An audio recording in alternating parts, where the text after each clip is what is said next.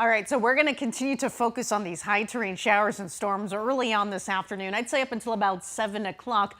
No, I'm not quite expecting a repeat of last night for the valley. However, we're not done, not even close with our rain and storm chances, especially this weekend and into early next week, which is looking very likely that will finally break our 110 plus streak.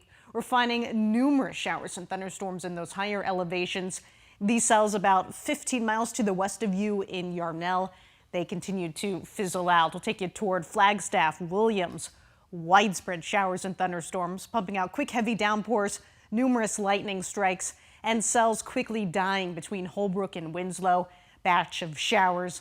Rumblers south of you in Indian Wells. We're pretty quiet in the snowflake area right now, but for the rest of the evening, giving those higher numbers in the higher elevations, and a 1 from the Valley West. We'll go over the exact storm timing coming up in the forecast. Lauren, we'll see you in a few minutes. Thanks. That all leads us to this afternoon's 12 News Bullhorn question. Have you received any monsoon storms yet?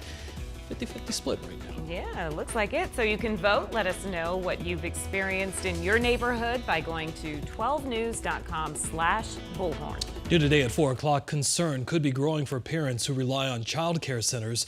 It all comes as federal dollars start to dwindle. Team 12's Colleen Sikora is looking at what this funding has already allowed early learning centers to do in Arizona and what's at risk for parents and kids. Colleen? Yeah, an analysis by the Century Foundation, a think tank, estimates that this could mean more than 99,000 Arizona children could lose their child care if further investments aren't made.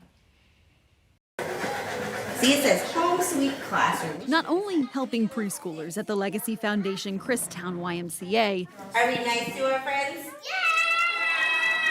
but now babies set to come to these 7 cribs. I'm standing in an infant room that'll open on Monday that we never would have been able to do. Increased capacity one way. Kirsten Gray, Vice President of Childcare at the Valley of the Sun YMCA, says federal stabilization grants stemming from the pandemic made a difference. The other, We also have been able to invest into our childcare workforce. the Arizona Department of Economic Security tells 12 News more than 3,000 childcare providers in Arizona received funding from the federal grants since July of 2021. One of the biggest challenges we're facing is the fiscal cliff that will happen once federal childcare relief funds end starting in September of 2023 and sunset by September of 2024. Dr. Eric Boucher is the executive director of the Arizona Association for the Education of Young Children. There are no state general funds for childcare, and so providers are thinking about, do we have to raise tuition for families? Do we have to lower wages, which we've been able to increase because of these federal relief dollars? In one survey done by the national branch of Boucher's organization,